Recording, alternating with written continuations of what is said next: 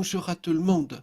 La presse ces derniers jours, notamment en Belgique, bruisse d'histoires plus que curieuses.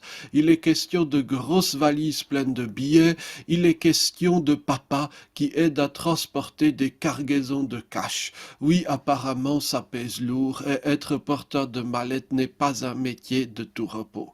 On aurait tort de se dire qu'il s'agit de nouvelles aux sommes rassurantes, car indiquant que les institutions européennes savent lutter par elles-mêmes contre la corruption.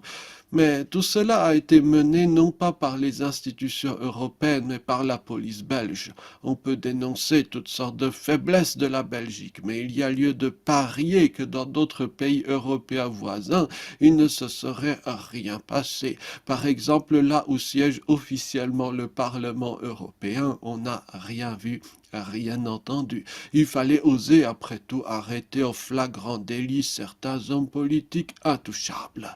Mais bien entendu, on blâmera le Qatar, peut-être Poutine ou la Chine. Ces événements de ces derniers jours sont, à mon humble avis, tout sauf surprenants.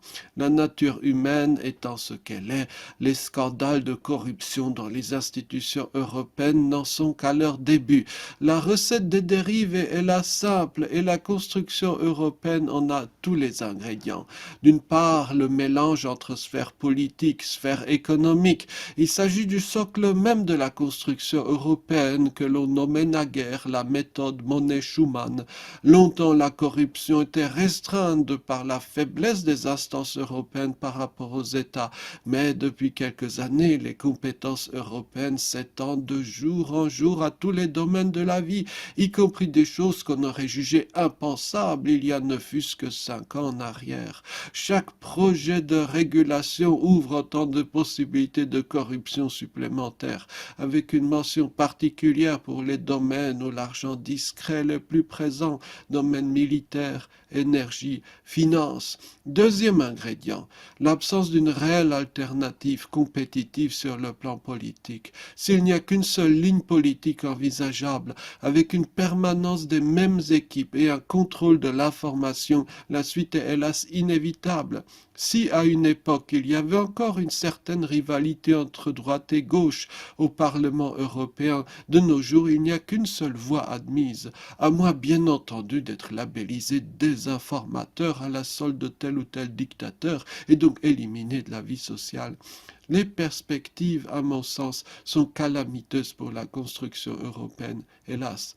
En l'absence d'une vie politique palpitante, avec des camps rivaux d'importance et de respectabilité comparables, l'image de l'Union européenne ne peut que devenir celle d'une zone de corruption, peuplée dans les représentations publiques de la lie des prévaricateurs, avec un effet d'autant plus que dévastateur que l'UE a voulu se bâtir une réputation de phare de la vertu, ou pour le dire avec les mots de Borrell, chef de la diplomatie européenne, un jardin par opposition à la jungle qui règne partout ailleurs dans le monde.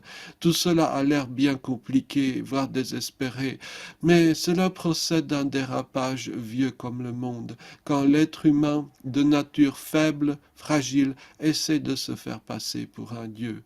Les Grecs parlaient de hubris, des mesures qui rend fou. Nous pourrions simplement dire le refus de sa fragilité, de notre mortalité, du handicap commun qui fonde après tout notre humanité. Merci beaucoup, bonne journée.